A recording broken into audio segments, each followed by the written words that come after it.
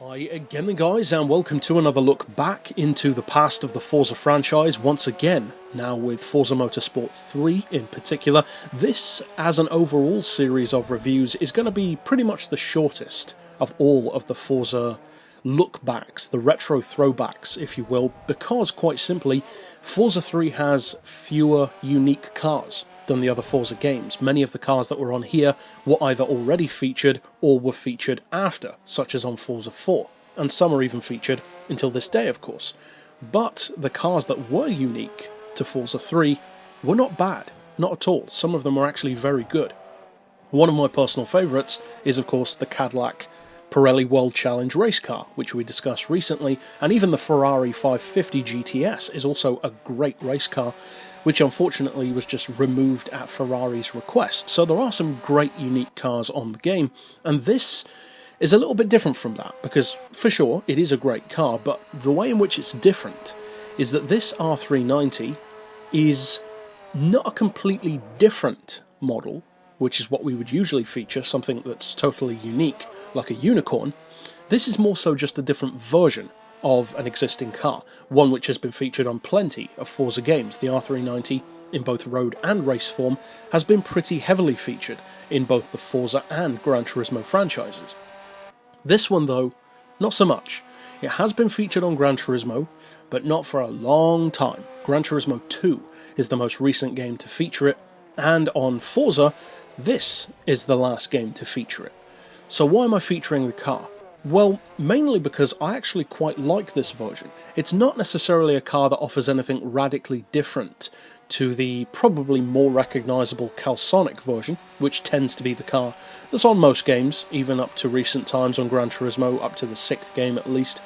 And on Forza, it carried on, I believe, a bit longer than this one did, with the Calsonic form in particular. But this one has always been my preferred version. I think it's a way better looking livery, I think it's much more aggressive, and I do prefer the alternate aero, in particular the alternate back end on this car.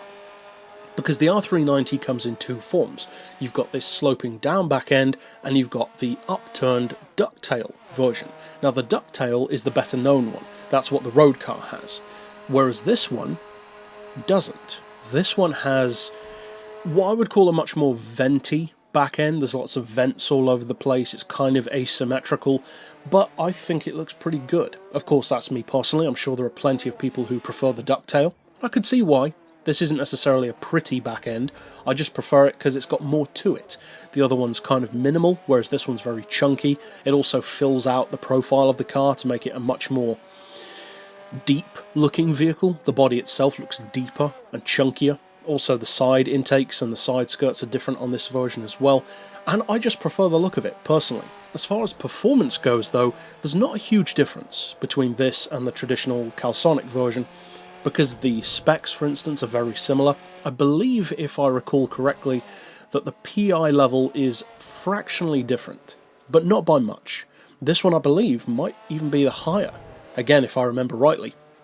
Now as far as spec, it's pretty expensive. It's 2 million credits, which is a fair amount. It's a lot more than it would have been, say, on Forza 2, for instance.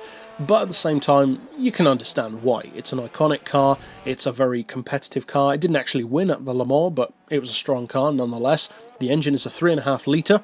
The car itself was actually developed by TWR, Tom Wilkinshaw Racing, who also had a hand in the Jaguar XJ220 race car at the Le Mans, which technically won, but then didn't because its fuel tank was illegal. So they've had quite a lot of experience with the Le Mans in a number of different forms. I believe, if I remember correctly, they've worked with Lister as well, but I can't recall that for certain.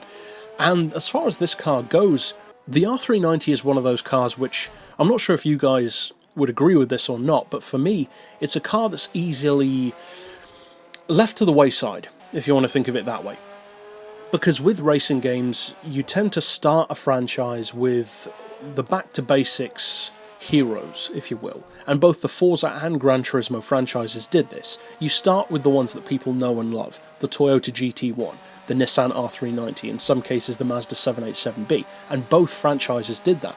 But then, as the franchises progress, again, both Gran Turismo and Forza do this, they tend to add the flashier, newer models, and also they go the other way and add many more Group C cars, or even GTP cars, or Daytona prototypes in the newer Forza games.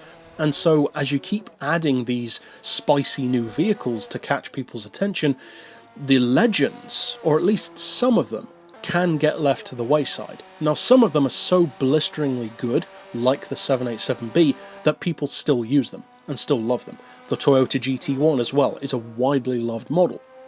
And it's not hard to see why, it's a brilliant car.